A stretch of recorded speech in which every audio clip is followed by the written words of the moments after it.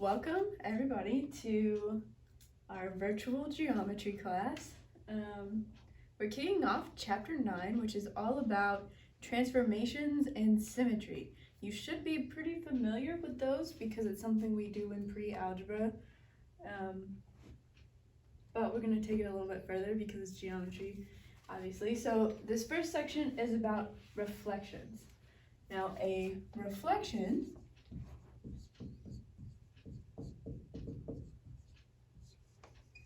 you should already know, but it's basically when you flip a shape over a line of reflection.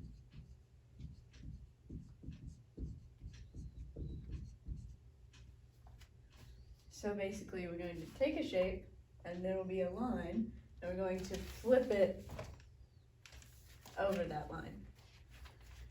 What's key to note about reflections is that each point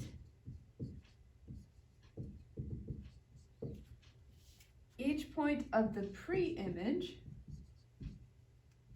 that's our original image, each point of the pre-image is the same distance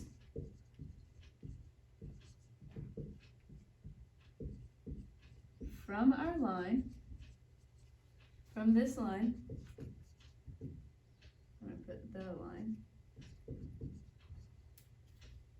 as its corresponding part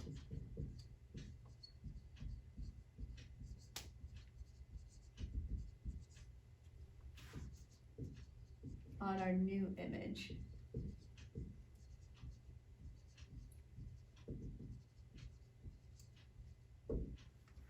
Okay, so basically we're going to start with a pre-image.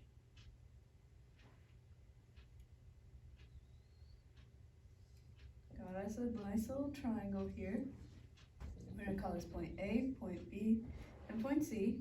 We have our line of reflection. In order to flip it over this line, we have to make sure our A prime, B prime, and C prime, our new points, are the same distance from the line as these are, but on the other side. So what you're going to need is you're going to need a ruler, and you're going to measure how far away each point is from the line. So this one is about 2.5. So I'm going to take my ruler and put it up against my line. This whole time we're working in right angles. We want a line that's perpendicular to this line because, as we learned in a previous chapter, that's going to be the shortest distance from this point to this line. So we're going to stay at a right angle and go 2.5 inches away, and that's going to be our new B. Same thing with A. We're going to make sure that we're perpendicular to our line. Let's see, that's about 7.5. So we're going to stay perpendicular to my line and come out 7.5. That's going to be our new A. Same thing for C. We're going to come perpendicular to the line from C. And that's like right at 6 inches. So we're going to start there and come perpendicular away from the line, right at 6 inches. That's going to be our C prime. Then you connect the dots. And you have your shape that's taken from here and reflected across the line. Pretty straightforward. Hopefully something you already know. The catch, now that we're in geometry and not pre-algebra, is we're not just reflecting it over the line. We might actually have, what we're going to do with it is we're going to put it in a coordinate plane. The same exact principles apply, except this time instead of just measuring, ruler, you'll have a coordinate plane to use. So let's draw our coordinate plane.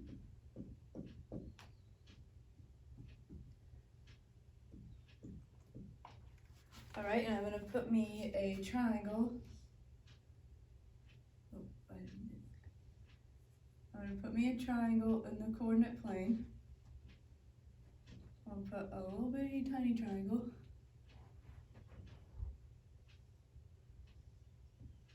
Right there. Still going to call it ABC because that's just easiest.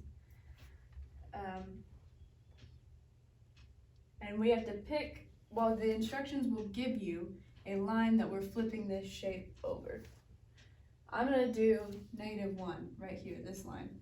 So basically I'm saying, take this triangle on this graph and reflect it over the line x equals -1. So that will be this line right here. In order to know where our new points are going to be, I have to figure out how far away those points are from the line. So first things first is I have to figure out where in the coordinate plane each of these points are. You guys should be pretty familiar with this. We're going to go B is -1, +1. A is -2, +3. I'll put it here. A, and C is -2, +1, right? So now what we have to figure out is how far away from -1 is our x value. Now with A, -2 is one space away from -1, right? Pretty easy. That means when we go to the other side, it has to also be one space away. So our new A is going to be -1 + 1 instead of -1 - 1. That makes sense. So we're going over our -1, and to get from -1 to -2, I know that I was subtracting 1. I'm going to do the opposite this time and add 1. So -2 + 1, -1 + 1 is going to be at 0. So we know our new A is going to be at 0 and stay at 3. This will be A prime. B is already on -1, so it's 0 spaces away from -1. So our new B will actually still be in the same spot. -1, 1.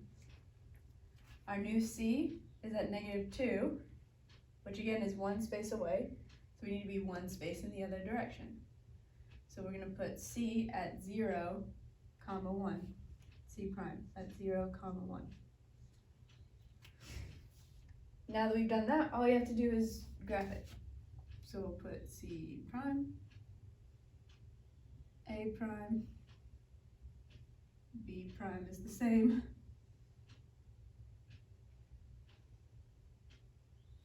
And I have successfully reflected my shape across -1. It's not too hard. Hopefully this is something you are familiar with. The last thing I'll say is there are 3 special cases of reflecting over a line. 3 special lines of reflection. What I showed you how to do here, where we just counted how many spaces away it was, is what you do if it's anywhere on the coordinate plane. But, well, with it being vertical or horizontal. But the 3 special cases we're going to look at, special cases, they're kind of like tricks so that you can know how to do it really fast without having to do all the addition and subtraction. The first one is going to be a reflection over the x-axis. If I reflect something across the x-axis, what's happening to all the points is they're going from whatever they were to the same x value, but the opposite y value. Makes sense, right? If I'm going across here, it's staying the same x, y's, but its y is becoming negative. If I'm flipping it over the y-axis instead of the x-axis, so if I'm flipping it this way across the y-axis, instead of the y becoming negative, it's the x. So we're gonna have negative x, whatever x was, and the y is gonna stay the same. Think about it, see it's 2 spaces away, so I would put it 2 spaces over here. It would just be opposite of whatever this was. And this x started as negative, so it would end positively because we're just multiplying it by -1 essentially. The last special case is when it's reflected over the line y equals x. So that's this line right here. When y equals x. So we have 1 is 1, 2 is 2, 3 is 3, 4 is 4. Whenever they're equal, and we reflect it over that line, what started out as x comma y will instead look like y comma x.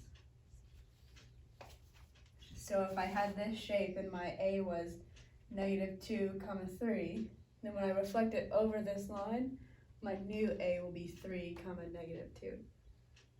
3, -2. I think you can see that. It looks like it makes sense. But these are just kind of like shortcuts, so I don't have to count or add and subtract. Those should help you on your homework, but otherwise I think you have all the tools that you need to do it.